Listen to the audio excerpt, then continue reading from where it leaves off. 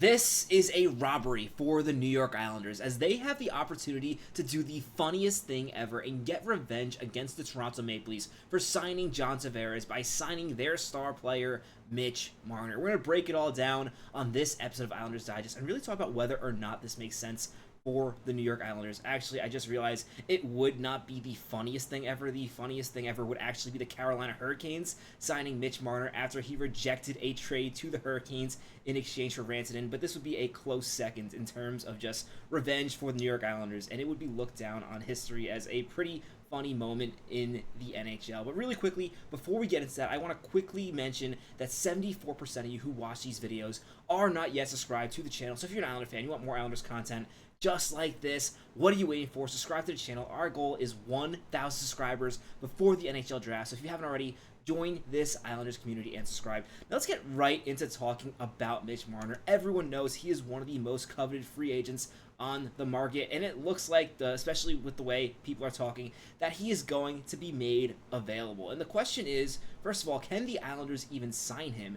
And even if they are able to sign him, does it makes sense? Because the Islanders are in a really interesting place as a team, and you could definitely make the argument that it might be better for them to kind of wait a year before they make a big splash. On the other hand, this is Darsh's first year with the team, and he's going to want to make a big move, especially after he had the Kyle Palmieri contract handed over to him from Lou Lamoriello.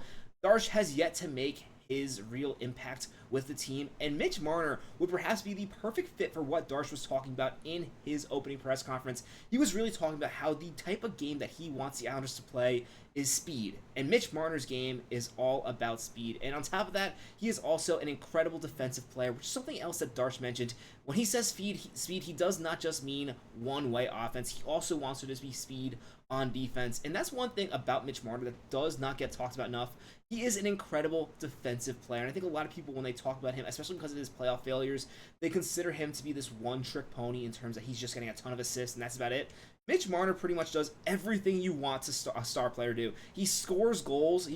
He's one of the Islanders' top goal scorers over the past few seasons. His season high is 35 goals, which would have been the most goals on the Islanders last season. Last season, he put 27 goals up. He has the assists, but he also has the really strong plus-minus. This is a guy who plays all across the ice, a 200-foot game, and that's definitely worth noting. Also, I do want to point out, when we're talking about Mitch Marner's playoff failures, he does have 13 points in 13 games in last year's playoffs. In all, he has 63 points in 70 playoff games. So yes, that is a drop-off from his 741 points in 657 games, but it's not like he's absolutely not showing up in the playoffs. Yes, there are big moments where you want him to shine, where he doesn't really shine, but one thing about the Islanders is they're kind of a team built more on a committee.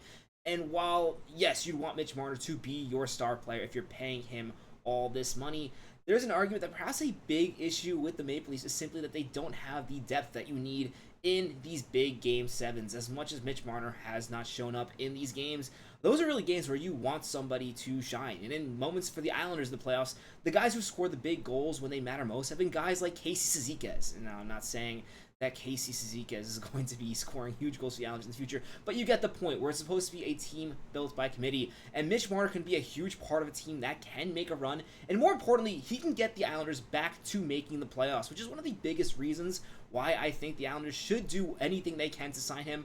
But it's also one of the reasons why I think maybe they shouldn't. As we're going to get into, Mitch Marner is going to cost a ton of money, and I will say I think it is worth it, especially with the salary cap going up so much in the next 3 years. There's talk that Mitch Marner's next contract is going to be around $13.5 million. That's around what the Maple Leafs offered him before he decided he wanted to test free agency, and now the Islanders could not offer an 8th year. But realistically, any offer for Mitch Marner is going to be around 7 years, $13.5 million, and that's a ton of money.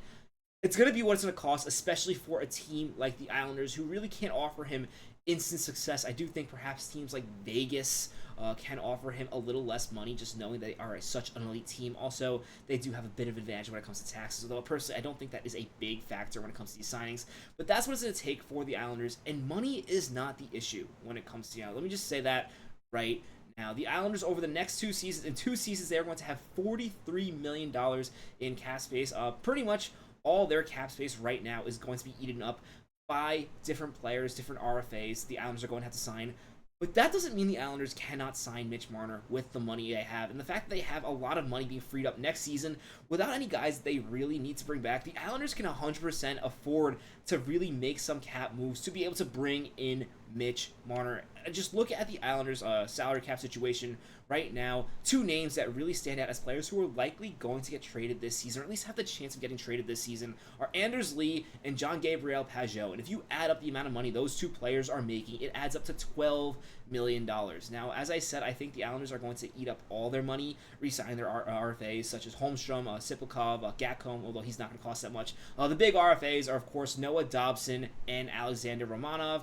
However, if you look at this list of forwards for the New York Islanders, just by buying out Pierre Engvall, which would only have a $1 million buyout penalty, it would be for a long time, but that's all it would cost. The Islanders could right there save up the money to bring in Mitch Marner. So in terms of a salary, it really would not be too hard for the Islanders to clear that salary. And that's not even including talking about players like Adam Pelech, or even Ryan Pollock and Scott Mayfield, who could potentially be moved this offseason. Salary cap would not be the issue for this move. And again, as I talked about, the Islanders are going to have a lot of money going into next season where they can really make something like this work. But that's also the other side of the argument. Next season. So if you look at next season, the list of free agents is also really appetizing.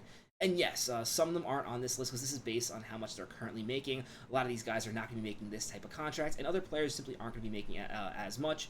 But there's a huge list of really intriguing free agents that are going to be available in 2026. And even if most of them do not make the cut, some of them are going to be making it. One that really has my attention is Martin Necas. This list, I'm almost certain, is wrong. Necas is not going to be an RFA. He's going to be a UFA. That is perhaps the worst contract. I don't understand why Carolina signed him for 2 seasons. For some reason, they really didn't like him. But there are other players on this list that also are of note that can provide a lot of value to the Islanders if they hit free agency. Jack Eichel is one. I know Connor McDavid's at the top of the list, but realistically, he's not going to be going to the Islanders. There are other players who can make a really big impact. Kirill Kaprizov, if he hits free agency, and as a result, perhaps it makes sense for the Islanders to wait to spend this money next season, since they're going to have all this money in the future. And one of the big reasons I bring that up is the Islanders are currently a team that is on the bubble in the middle of nowhere. Realistically, they likely need another year of high draft picks to really finish this retool they're currently going on. That first overall pick is going to go a long way in terms of helping the Islanders push through and really making this retool a success. But if the Islanders have another season right now, which the way they're built is kind of have a mediocre season kind of in the middle, perhaps they have the exact same year they had last season, considering they have the exact same roster for the most part, other than Brock Nelson departing, although Matt Barzal will be healthy. If they're going to be around 10th in next season's draft, next year's draft is one of those drafts where people are talking about is going to be one of the most memorable drafts for a long time. It's already getting some comparisons to 2015, and while I don't think it's quite that strong, this is going to be an incredible draft, and it is a deep draft. So at 10th overall, the Islanders will have a chance to draft a really strong player to pretty much finish this retool for the team. So there's definitely an argument to be made that perhaps it makes sense for the Islanders to kind of hold off on making a big swing till next season. Still, I know a lot of Islander fans would be upset if Mathew Barzal doesn't really make a splash in his first year. Let me know what you think in the comments. Would you like to see the Islanders go after Mitch Marner? Or are there other free agents that you'd like to see them go after this year? Again, that money that they can free up for Mitch Marner can also be freed up for other players. I know we haven't really talked about them much. Frankly, I'm not really too excited about some of the other players, but Nikolai Ehlers and Brock Boeser can also be really interesting assets for this team to pick up this free agency. I don't know if they'd have the best long-term fit, but in terms of making a splash, that would certainly be a splash. I'd love to know your thoughts on this in the comments. As always, love to have hockey conversations with you guys in there. If you haven't already, be sure to subscribe to the channel. My name is Patrick Nilan. This is Islanders Digest. Let's go Islanders.